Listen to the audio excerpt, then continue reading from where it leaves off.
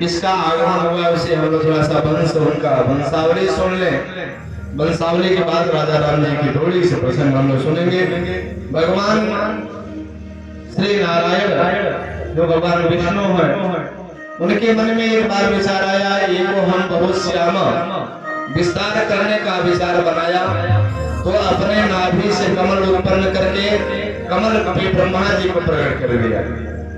और ब्रह्मा जी के बेटे मरीचि हुए, मरीचि के बेटे कश्यप, कश्यप के बेटे विवस्वान, यहाँ से चला सूर्यवंश। विवस्वान के बेटे श्राद्ध देव और श्राद्ध देव को मनु कहा गया। मनु और शतरूपा से मनुष्य की सृष्टि प्रारंभ होती है।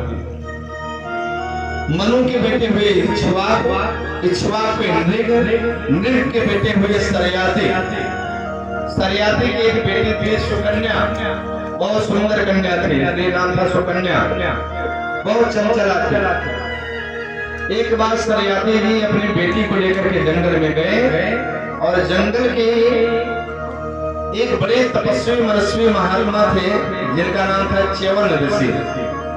च्यवन ऋषि अखंड तपस्या समाधि लगा करके बैठे थे। उनके शरीर में, पूरे शरीर में दीमक लग गया था। केवल आंखें जो है जुगनों की तरीके से चमक रहे थे।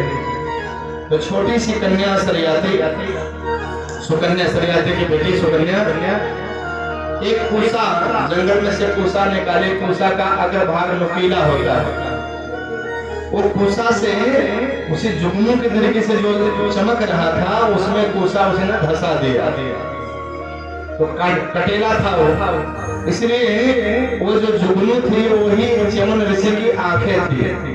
तो दोनों आंखों को उसने तोड़ दिया। आंखों से खून की धारा जब बहने लगी तो इधर सरयाति के जितने राज सैनिक थे सभी लोगों का मल मूत्र दोनों बंद हो गया। पूरे जंगल में त्राहि त्राहि मच गया।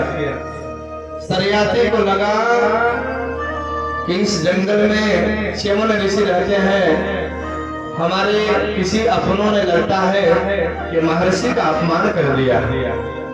जब पता किए तो दीमक हटा करके देखे तो च्यवन ऋषि वहां अनुनय विनय क्षमा याचना करने लगे। च्यवन ऋषि ने कहा, भैया तुम्हारी बिटिया ने तो हमें अंधा बना दिया, अब मेरा जीवन कैसे बीतेगा। तो बहुत सी बातें हुई। उन्होंने अपनी बेटी का कन्यादान जो है कर दिया उनके साथ में च्यवन ऋषि के, कि हमारी बेटी ने अपराध किया है तो बेटी ही आपकी दासी बनेगी, सेविका बनेगी, आपकी पत्नी बनेगी। च्यवन ऋषि की पत्नी हो गई सुकन्या। सुकन्या अच्छे ढंग से उनकी सेवा करने लगी महात्मा की, पतिव्रता के हिसाब से। एक समय ऐसा आया कि अश्विनी कुमार